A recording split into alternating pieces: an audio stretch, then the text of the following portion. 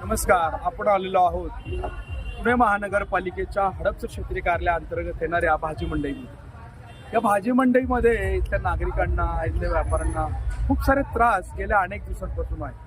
नक्की काय त्रास आहे ते आपण त्यांच्याकडनं आज जाणून घेऊया. नमस्कार ताई, काय त्रास आहे तुम्हाला? 17-18 वर्ष ह्या भाजी मंडई व्यापार करतो, वेळच्या वेळेला भाडं भरतो, पण आम्हाला ज्या सुविधा द्यायला पाहिजेत त्या सुविधांचा इथं प्रशासन कमी पडतं का दुसऱ्या काही गोष्टींचा विचार केला जात नाही हे सांगता येणार नाही. पण मी स्वतः आता माझ्या गाळ्याच्या पुढं उभी आहे आणि त्या गाळ्याच्या पुढं घाणीचं इतकं प्रमाण वाढलंय की मी 200 रुपये सुद्धा धंदा करू शकलेली नाहीये. काय नक्की त्रास होतोय? काय घाण आहे? जे प्रशासनाची गाडी आहे कचरा कुंडीची हम्म. ती जी गाडी आहे ती तिथं उभी आहे, पण त्याचं व्यवस्थापन पाण्याचं सगळं जे करायचं असतं ते केलं जात नाही. म्हणजे त्यातून तुमचं असं म्हणणं आहे की त्यातून खाली पाणी पडतंय का? बर बर. पलीकडचं जे हॉटेल हा. आहे त्याचं पण ड्रेनेजचं पाणी आणि आहे, ते आमच्या इथं दुकानासमोर येतोय.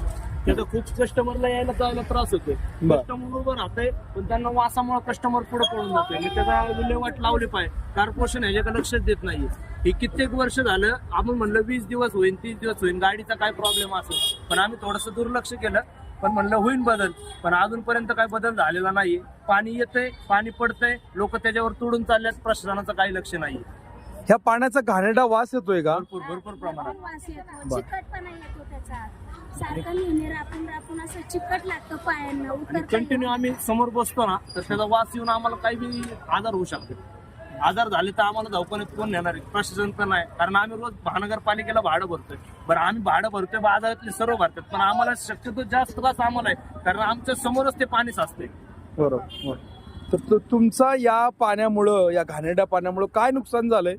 नुकसान असं होतं की जे वास येतो, वास या घाणीमुळे नाही, नुकसान म्हणजे तुम्ही जी भाजीपाला खरेदी केलाय हा, तो विक्री केली जाते का त्याची?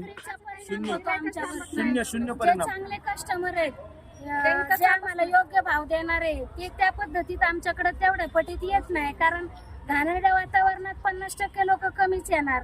चांगलं कस्टमर येत नाही आमच्याकडं, आमच्या मालाला भाव मिळत नाही न आल्यामुळे. एक दिवस विकणारा माल आम्ही 4 दिवस विकतो या दुर्गंधीमुळे. याची विल्हेवाट प्लीज लावा. सुका कचरा आहे, त्यांनी विल्हेवाट प्रशासनाने वेगळी केली पाहिजे. असं मत हे आहे. पाणी रोज असं आलं तर रोज कस्टमर बाजारात मी येत नाही. स्वतः परवानाधारक आहे आणि जे आमच्या पुढे गाडी लागते ते प्रशासनाची व्यवस्था बरोबर आहे, पण ते जे पाणी आहे त्याचं जर समस्येचं आमचं निर्मूलन झालं